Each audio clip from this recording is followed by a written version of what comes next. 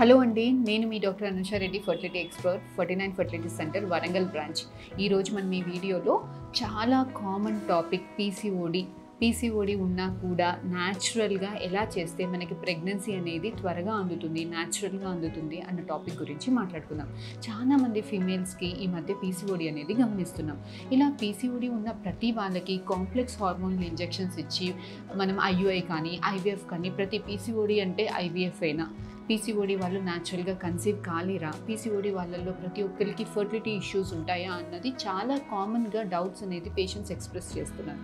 So ఈరోజు మనం ఈ వీడియోలో పీసీఓడి ఉన్నా కూడా న్యాచురల్గా మనం ఎలాంటి జాగ్రత్తలు తీసుకుంటే ప్రెగ్నెన్సీ అనేది త్వరగా వస్తుంది, న్యాచురల్గా వస్తుంది అన్న టాపిక్ గురించి మాట్లాడుకుందాం. ఫస్ట్ అసలు పీసీఓడి గురించి మాట్లాడుకుంటే, ఈ పీసీఓడి అంటే ఏంటి, నీటి బుడగల ప్రాబ్లం అంటే ఏంటి అని అంటే, ఆడవాళ్ళకి నెల ఎగ్ అనేది మనకి 15 డేస్లో పెరిగి రిలీజ్ అయినప్పుడు హస్బెండ్ వైఫ్ కలిసి ఉంటే ప్రెగ్నెన్సీ అనేది ఇంకొక 15 డేస్లో కన్ఫర్మ్ అవుతుంది. ఒకవేళ ప్రెగ్నెన్సీ లేదు అని అంటే బ్లీడింగ్ అన్న టైంకి వస్తుంది. ఈ పీసీఓడి వాళ్ళల్లో ఎగ్ డెవలప్మెంట్ ఏదైతే ఉంటుందో అది 15 డేస్లో కాకుండా స్లోగా పెరగడం వల్ల 20 డేస్లో, 30 డేస్లో, 1 మంత్కి, 2 మంత్స్కి ఇలా లేట్గా పెరగడం వల్ల మనకి పీరియడ్ టైంకి రాదు, ప్రెగ్నెన్సీ సరిగ్గా రాదు. సో ఈ ఓవ్యులేషన్ అనేది స్లోగా ఉండడం వల్ల, సరిగ్గా లేకపోవడం వల్ల మనకి ఫర్టిలిటీ ఇష్యూస్ అనేవి వస్తుంటాయి. సో ఈ స్ట్రక్ అయిన ఎగ్స్, స్లోగా పెరిగి స్ట్రక్ అయిన ఎగ్స్ అన్నీ కూడా మగవాళ్ళ హార్మోన్స్ రిలీజ్ చేసే మటుకి ఆండ్రోజన్ అనే హార్మోన్, మగవాళ్ళ హార్మోన్ రిలీజ్ చేసే మటుకి మనకి అన్వాంటెడ్ హెయిర్ రావడము, పింపుల్స్ రావడము, మెడ దగ్గర నల్లగా అవడము, పొట్ట భాగంలో ఫ్యాట్ రావడము, ఇలాంటి ఓవ్యులేషన్ అనేది సరిగ్గా ఎగ్ డెవలప్మెంట్ సరిగ్గా లేకపోవడము, ఓవ్యులేషన్ సరిగ్గా రిలీజ్ అవ్వకపోవడము, ఇలాంటి ఇష్యూస్ అన్నీ కూడా ఉంటాయి. సో ఇలాంటి ఇష్యూస్ అన్నీ కూడా మనం లావ్ అవ్వడంతో ఈ ఇష్యూస్ ఇన్సులిన్ రెసిస్టెన్స్ అనేది వచ్చి, ఇన్సులిన్ రెసిస్టెన్స్ అంటే ఏంటి అని అంటే, మనం బాడీలో గ్లూకోజ్ ఏదైనా తిన్నప్పుడు మన బాడీలో గ్లూకోజ్ షూటప్ అవుతుంది. సో ఇన్సులిన్ అనే హార్మోన్ దాన్ని కంట్రోల్ చేస్తుంది. ఈ పీసీఓడి ప్రాబ్లం ఉన్న వాళ్ళకి ఈ ఇన్సులిన్ రెసిస్టెన్స్ అంటే ఇన్సులిన్ అనే హార్మోన్ ఈ గ్లూకోజ్ని హ్యాండిల్ చేయలేకపోవడం వల్ల మనకి షుగర్ రావడానికి కానీ, యానోవ్యులేషన్ ఎల్హెచ్ అనే హార్మోన్ షూటప్ అయిపోయి మనకి ఓవ్యులేషన్ సరిగ్గా ఉండకపోవడము, ఎగ్ నాణ్యతగా ఉండకపోవడము, లావ్ అవ్వడము, ఇలాంటి ఫీచర్స్ అన్నీ ఉంటాయన్నమాట. సో పీసీఓడి వల్ల లావ్ అవుతాము, లావ్ అవ్వడం వల్ల పీసీఓడి సిమ్టమ్స్ అన్నీ పీసీఓడి అనేది ఎక్కువ అవుతుంది. ఇది ఒక విషియస్ సైకిల్ లాగా. సో ఈ సైకిల్ని బ్రేక్ చేయాలి అని అంటే మనం మన వెయిట్ని కంట్రోల్ చేసుకోవాల్సింది ఉంటుంది. చాలామంది పేషెంట్స్కి, పీసీఓడి పేషెంట్స్కి వెయిట్ లాస్ అనేది అంత ఈజీ కాదు. మిగతా పేషెంట్స్ లూజ్ చేసినంత ఈజీగా PCOD patients weight and loss అనేది అంత ఈజీ కాదు. సో ఇలాంటి వాళ్ళకి ఫస్ట్ డ్రాస్టికల్గా వెయిట్ లాస్ అనేది కాకుండా slow and sustained weight loss అనేది చూసుకోవాల్సింది ఉంటుంది. వెయిట్ లాస్ ఎంత, మొత్తం 10 kgs 20 kgs కాకుండా వాళ్ళ ప్రస్తుతం ఉన్న వెయిట్ ఎంత ఉంటుందో దాంట్లో 10% 15% తగ్గడానికి మనం ఏం చేసుకోవాల్సింది ఉంటుంది. దీనికి మనం food control is very important in PCOD అండి. పీసీఓడి వాళ్ళు fast foods, junk foods, carbohydrates rich foods, high glycemic index foods అంటే ఏదైతే ఫుడ్ తింటామో ఇమీడియట్గా గ్లూకోజ్ షూట్ అయ్యే ఫుడ్స్, ఇలాంటివి అంటే ఏంటి అంటే sweets, junk foods, pizza, burger, ఇలాంటివన్నీ కూడా అవాయిడ్ చేయాల్సింది. స్ప్రైట్ అంటే ఇలాంటి కూల్ డ్రింక్స్ కానీ ఇలాంటివన్నీ అవాయిడ్ చేయాల్సింది ఉంటుంది.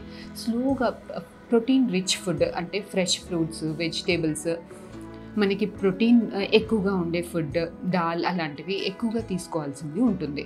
పీసీఓడి వాళ్ళకి మైక్రోన్యూట్రియన్స్ కూడా చాలా ఇంపార్టెంట్ అండి. ఈ మెగ్నీషియం కానీ, జింక్ కానీ, ఇలాంటి మైక్రోన్యూట్రియన్స్ ఉండడం కూడా ఓవ్యులేషన్కి చాలా హెల్ప్ అవుతుంది.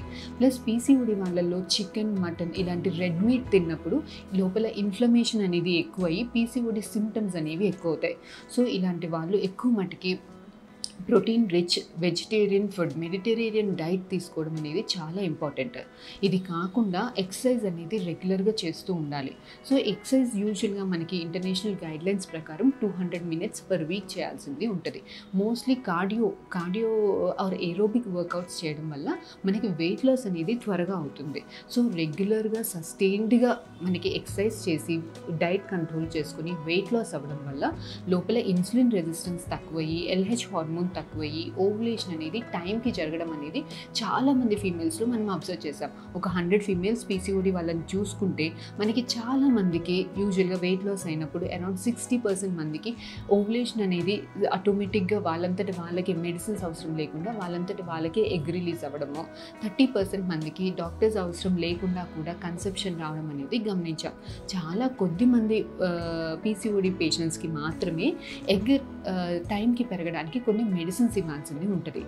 చాలా కొంతమందికి సీవియర్ పీసీఓడి వాళ్ళకి ఎగ్ మెడిసిన్స్ తోటి రెస్పాన్స్ లేనప్పుడు ఇంజెక్షన్స్ కూడా ఇచ్చి ఎగ్ ఎప్పుడు డెవలప్ అవుతుంది టైంకి చూసి చెప్పాల్సింది ఉంటుంది. ఇలా టైంకి చూసి చెప్పి ఎగ్ రిలీజ్ అయిన టైంలో న్యాచురల్గా హస్బెండ్ వైఫ్ కలిసి ఉన్నా కూడా ప్రెగ్నెన్సీ రావట్లేదు అని అంటే వాళ్ళకి ఐయుఐ ట్రీట్మెంట్స్ చెప్పాల్సింది ఉంటుంది. ఇలా ఐయుఐ ట్రీట్మెంట్స్లో కూడా రాని వాళ్ళకి ఎవరికో ఒకరికి ఐవీఎఫ్ కూడా అవసరం పడేదానికి అవకాశం ఉంటుంది. ఎవరికో రేర్ పేషెంట్స్కి ఐవీఎఫ్ కూడా అవసరం పడేదానికి అవకాశం ఉంటుంది. సో పీసీఓడి అనగానే ఐవీఎఫ్ ఏమీ కాదండి. చాలామంది అడుగుతారు పీసీఓడి అంటే ఖచ్చితంగా బ్లాస్ట్ చేసుకోవాలా, లాప్రోస్కోపీ చేసుకొని బ్లాస్ట్ చేసుకున్న తర్వాతే ప్రెగ్నెన్సీ ప్లాన్ చేసుకోవాలా అంటే అలాంటిది ఏమీ లేదు. పీసీఓడి వాళ్ళకి లాప్రోస్కోపీ చేసుకొని బ్లాస్ట్ ఖచ్చితంగా చేసుకోవాల్సిన అవసరం ఏమీ లేదండి.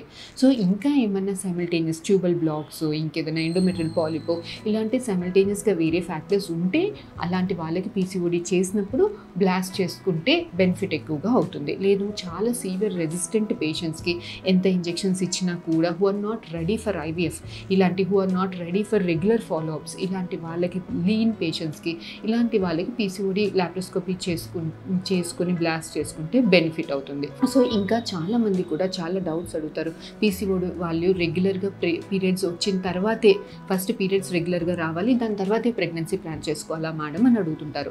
అలాంటిది ఏమీ లేదండి. ఫస్ట్ ఎగ్ డెవలప్ అవ్వడానికి ఎవరికైతే ప్రెగ్నెన్సీ కావాలి అని ఉందో వాళ్ళకి పీరియడ్స్ రావడం కాదు, ఫస్ట్ మనం ఎగ్ డెవలప్ అవ్వడానికి మెడికేషన్స్ ఇస్తాం. ఎగ్ డెవలప్ అయ్యి ఎగ్ రిలీజ్ అయిన టైంలో కలుసున్నామని చెప్తాం. ఇలా కలిసినప్పుడు ప్రెగ్నెన్సీ వస్తుంది, లేదు అంటే పీరియడ్ అన్న టైంకి వస్తుంది. So oral contraceptive OC pills అంటే కాంట్రసెప్టివ్ పిల్స్ మెడికేషన్స్ వాడుకొని పీరియడ్స్ రెగ్యులర్గా వచ్చిన తర్వాతే పీసీఓడి ప్లాన్ చేసుకోవాలి, ట్రీట్మెంట్స్ ప్లాన్ చేసుకోవాలి, ప్రెగ్నెన్సీకి ప్లాన్ చేసుకోవాలి అని ఏమీ లేదు. సో ఇవన్నీ కొన్ని బేసిక్ డౌట్స్ పీసీఓడి గురించి. ఫర్దర్గా మీకు ఇంకేమైనా డౌట్స్ ఉంటే please get back to us. We'll definitely help you. Thank you.